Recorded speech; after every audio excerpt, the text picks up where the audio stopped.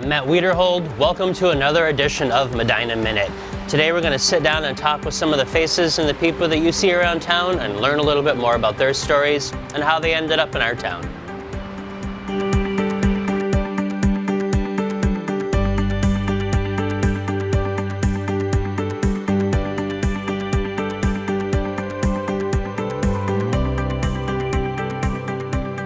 Good morning, welcome to another edition of Medina Minute. We're here with Nathan Eppink of Medina County Parks District. Nate, thanks for joining me today. Hey, thanks for having me. So let's dive right in. First question, how did you end up in Medina, Ohio in charge of the parks? What brought you here? A little bit of luck Yeah? and some hard work, but Okay. I did not go to school thinking I wanted to be the Ron Swanson of Medina County. Thank you for finishing that statement, because already I'm like, okay, you didn't go to school. No. Okay. I was in grad school at Cleveland State University, which wasn't my first choice for school, for college. It wasn't. I wanted to go away from... So I wasn't going to study parks. No. I didn't want to go to Cleveland State, but here I am. But it's a heck of a backup plan, right? Okay, yes. And it's working for you. Thank you. I thought at some point I wanted to do something in broadcasting. Okay. But certainly study communication. And at Cleveland State, I needed an internship as part of my graduate program. Started out getting different internships with minor league hockey team, radio station, different experiences around Greater Cleveland. And in grad school, I needed a part-time job. Okay. And I applied for a part-time job with the Cleveland Metro Parks too many years ago to mention. But they did not give me that job. Instead, they offered me... cross that one off. No, but instead they offered me an internship. Okay. In their marketing department. And, you know, I had enjoyed going to the parks growing up as a kid. We had picnics, you know, we fed the ducks, which I know you're not supposed to do now. But we enjoyed the parks when I was young. And this internship just led me down a new path. So after grad school, I got my first real professional job with the Geauga Park District. Okay. Worked there for a couple years, and then I wanted to move to the big city of Akron, Ohio. And moved to Akron for about 13 years. Oh, cool. And had a couple different roles there, but mostly in marketing, education, programming, that sort of thing. Managed some of the foundation and donation programs. And then, long story short, at about the time I was wondering, about the midpoint of my career, is this what I want to do forever? I aspire to do something more, be a part of something bigger. Yeah. I learned that the 25-year director of Medina County Park District was retiring in 2018. Right. And I joined the Park District and became his successor. Okay. So, as a kid growing up, were you like a Boy Scout? Were you out going through where did you grow up? So I've lived in Northeast Ohio my whole life. Okay. My parents divorced when I was in second grade. Right. But I've lived in Lake, Geauga, Cuyahoga County. All over the place. As a young kid, yep. And then, spent the first half of most of my professional career, the first half in Summit. Okay. So always Northeast Ohio. Yeah.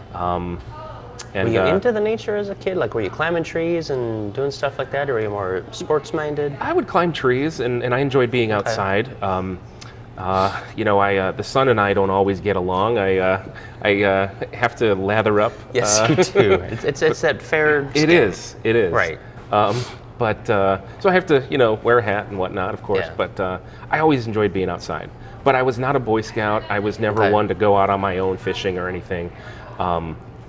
I think what has drawn me to this career and what I've embraced now in my role is that I get to be a part of something big. Yeah. And we're preserving open spaces at a time that's very critical in Medina County. There's a lot of development taking place. Right. This county is one of the fastest growing areas in Ohio. And I like to think that we are positioned similarly to Cleveland Metro Parks, perhaps back in the 50s and 60s. Mm-hmm. Okay. Could you imagine Cuyahoga County without the Emerald Necklace, without the Metro Parks? Most people could not. And if we're just not add out, more freeways, so you can just tear down stuff and get through town easier. Well, if we're not doing what we're charged with doing, right. Preserving, educating, and conserving land for the quality of all life, if we're not activating parklands and actively purchasing land, and now Right. For future generations, Medina County will lose its charm. The reason so many Yeah. people like living here. So as little Nate, growing up all around Northeast Ohio, being a parks director wasn't probably even on your list of things to do, not even let alone top. Like when you were a kid, 5, 10 years old, what was your dream? Like what did you think you were going to be? Boy, that's a good question. You're going to be a fireman, a doctor, an architect, a nurse, My pilot? my earliest career choice was to be a motorcycle cop, like Punch from the show Chips. Okay, I loved that show, and I've introduced my 6-year-old son to that show. Yeah. And not because of it. He either wants to be a police officer or a fireman, because doesn't every kid? Every kid does, You right, know, right. So are you into motorcycles? Or you just like the idea of being a motorcycle cop? I do not own a motorcycle. I'm not allowed to own a motorcycle. Okay, We'll put it that that's way. the better question.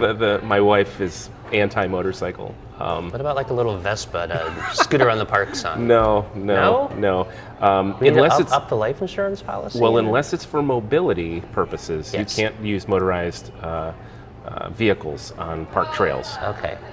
So my first, jokes aside, after I said, I want to be like the cops on Chips. Yeah. At one point, I wanted to be a doctor because I thought, well, they make good money.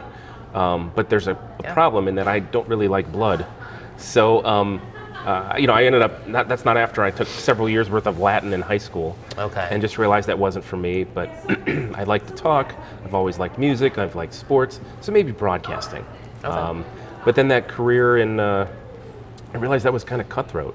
And that career in broadcasting, Did you want to be like a newscaster or an investigative reporter, the next Carl Monday? No, growing up, I had a couple of old-time, reporters that I really liked. Hal Lebovitz, who was in Cleveland, and I wrote to him once, and he wrote me back when I was in grade school and middle school. It was the coolest thing. That's fantastic. And I loved Joe Tate, who was the announcer for the Cavs, who lived in Medina County until his passing several years ago.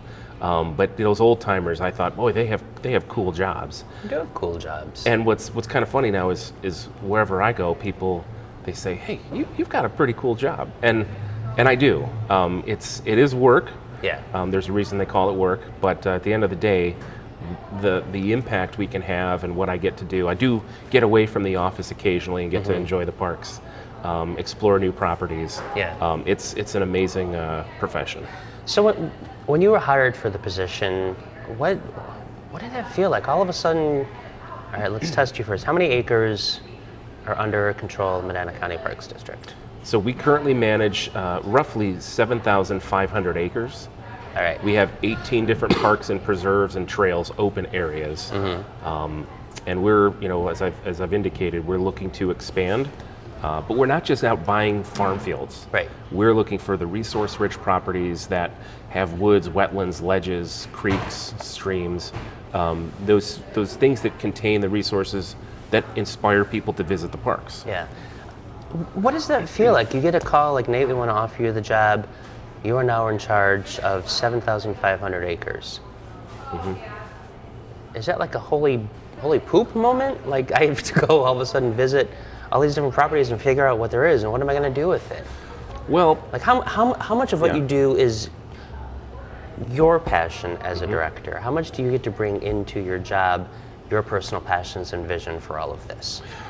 quite a bit. Okay. So this park district, it's interesting how we're established, but it's not unlike other metropolitan park districts in Ohio. We're a political subdivision organized under Ohio Revised Code. The probate judge for a county appoints the commissioners, and we have 3 commissioners here in Medina County, so I have 3 bosses. Okay. Together, they have close to 30 years, if not more, 30 years of experience on our park board. Right. So a lot of institutional knowledge. Previous director, Tom James, he was in this position for 25 years. Forever, yeah. And he grew the park district from about 1,000 or so acres to close to 7,000 acres. Okay. So, big shoes to fill. That is on its own kind of daunting, but the board has been very supportive. Yeah. And they interviewed some people. I happen to know who some of them were that on paper were overqualified. I mean, how do I compete? Right. But at the end of the day, I think I came in with my values, what I saw, the prove that I did some research in advance of the interviews, visited parks, and just convinced them that, I take my work very seriously, but I don't take myself too seriously. Okay. And at this point in the county's history, I convinced them that I was the right man for the job. I don't know everything, but I get to hire staff who are a lot smarter than me. Yeah. And I don't micromanage. I like to leave people to figure things out on their own, but support them, give them what they need. And in my first, say 3 years as the director, we're coming up in October of here 22 will be 3 years. Okay. We've preserved more than 500 acres. We've brought in over $6 million in grants for restoration and acquisition, and we've got several hundred acres under contract. And I get credit for that because I'm the director. Sure. But it's a team approach, and I think a lot of people in this community, particularly those who have lived here a long time, see change and want to make sure that land is preserved. And it takes several sides to negotiate for a acquisition or a donation of property. Right. Do you have a favorite park? I don't. That's like choosing your favorite really good kid, right? answer. Yeah, that's like choosing your favorite child. Everybody has a favorite child. You just never say it out loud. Well, no, it's what do I tell my wife? That I love them all, but there are days where I only like one or two of them. That's brilliant, and that's honest. I appreciate that. So it kind of depends on the season, to be quite honest. Okay. And just what you're up for. If you want a quick hike, there's parks for that. If you want to spend better part of a couple hours, we've got parks with longer trails. But we're looking to add new experiences, new park properties, and make connections to different areas in the community, which is very exciting. We talked a little bit before we went on camera about your fortuitous connection to Chippewa Park and how that was kind of previewed years ago. So there was a lot of interest in that park, and being a former amusement park, I think most people that live here today don't even know what it was, or sometimes even where it was. How has that experience been? Buying that property, walk us through what does that look like? You're buying a part of history. Part of the history is still there. Part of it's gone. How do you decide what to keep, what to feature, what to honor, what to let go? Yeah. How do you use that space then? That's a great question, and it's not a short answer.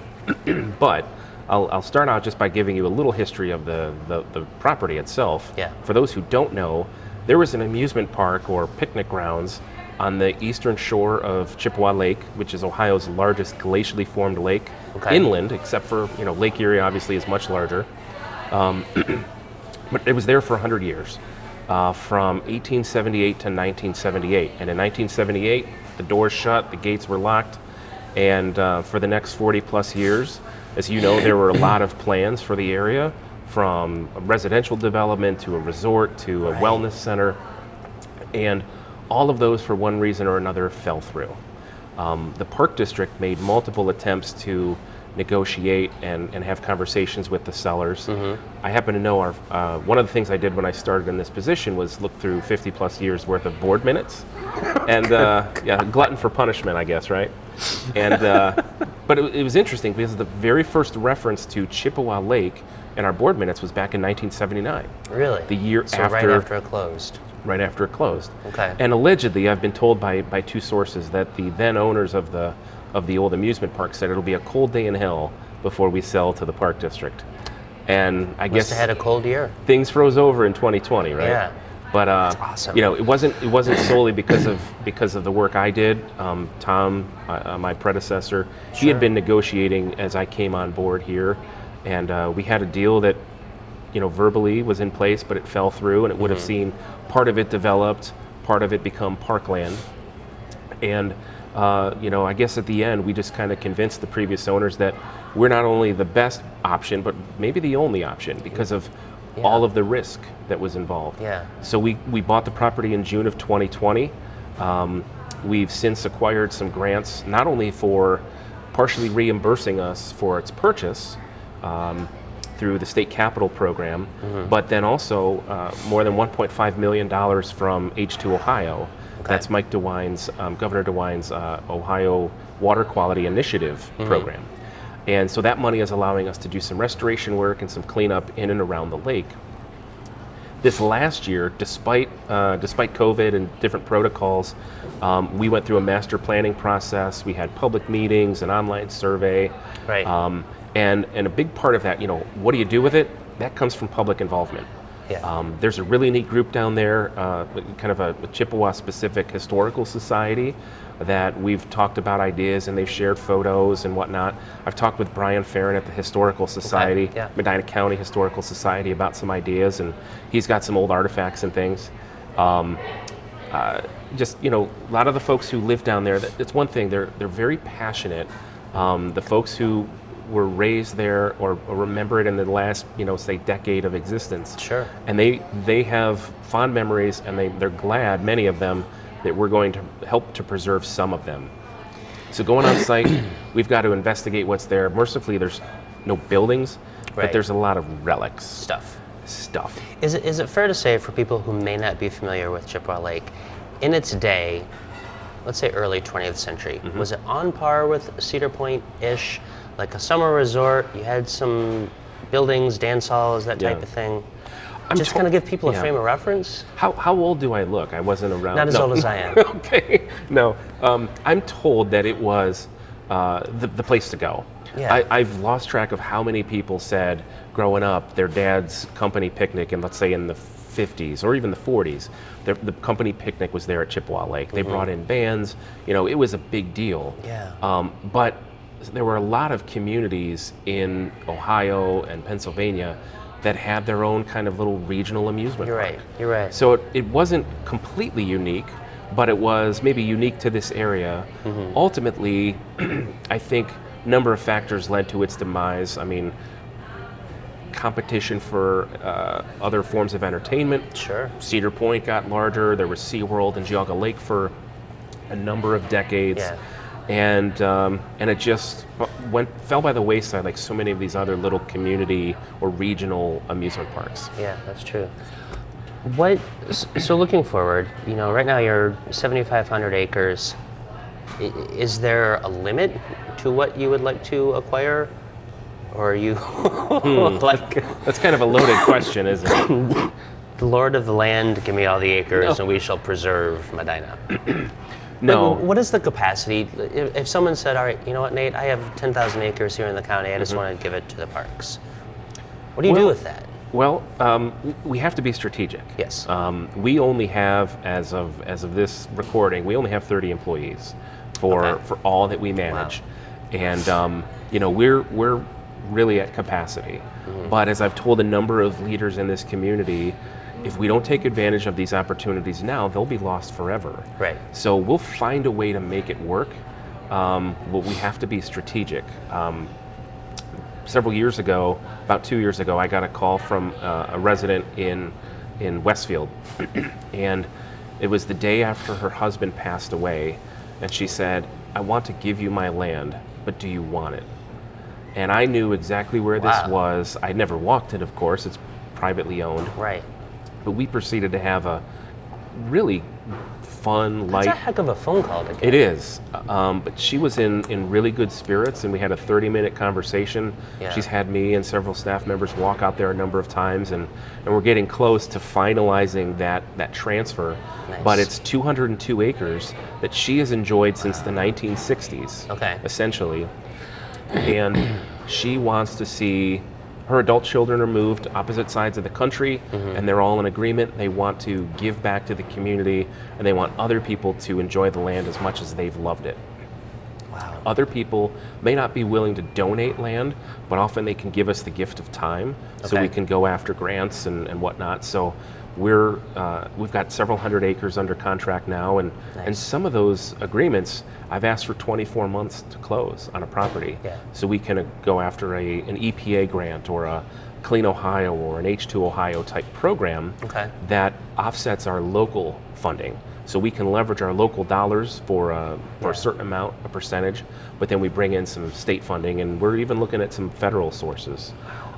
So there's no ceiling, there's no cap. Yeah. As I said, we don't want land that is necessarily zoned commercial or residential and is very easily developed. We don't want to impede progress, so to speak, but those the swamps and the bogs that the developers don't want, we're all about those. You like those? But also, woods and areas that can form connections. If we can connect the square here, for example, to another park, or whether it's a city park or a county park, we would investigate those opportunities via utility corridors or land that becomes available. So it's all about taking advantage of those opportunities that are presented to you. Sure. What kind of property don't you have that you would love to add to the park district? The first thing that comes to mind, and we do have some ledges, but I think of ledges because here... What does that mean? Well, so here in Medina County, the largest park, it's not owned by or managed by Medina County Park District. It's Hinckley Reservation in Hinckley, which is part of the Cleveland Metro Park system. How did that happen? They got here first, frankly, and simply. Sounds like a phone call. No. Come on. That is a huge undertaking. That's a big park, isn't it? Hinckley Reservation is over 3,000 acres. Holy so it's cats. roughly half the size of this entire park district. Yep. So there's a lot of infrastructure, a lot of staffing and everything that goes into that. So if you are a property owner in Medina County, everywhere but Hinckley, you pay into this park district, the Medina County Park District. If you own property in Hinckley, you pay into the Cleveland Metro Parks. We do have some ledges in Brunswick Hills Township at Princess Ledges Nature Preserve. It's a small nature preserve with 2 loop trails. It's very pretty, but our ledge system is really limited to that. Yeah. We're under contract for 2 other properties that we'll close on here in the next year and a half that both contain some ledges, which are just a unique feature that we don't have a lot of in our parks. Okay. Excuse me. I want to focus a little bit, I want to learn a little bit more about just you and your experiences here. I know you and your wife are raising your family here. What are some of your fun things that you guys love to do? Are you that kind of dad that family vacations, we're going to visit this national park and we're going to see this? Like, what do you like doing with your kids in the county, and how do you guys experience Medina County? Well, I do want to go on a national park, not unlike a Clark Griswold kind of national park, a little more sane than that, but right now with fuel prices, it's not in the cards. Right. I'll tell you what, the 2 years of COVID really forced us to realize what was important. Yeah. And for years, probably 10 years, first 10 years we were married, my wife and I talked about starting our own little farm and being a little more sustainable. And after about a year of COVID, we said, we're going to do it. Now's the time. Yeah.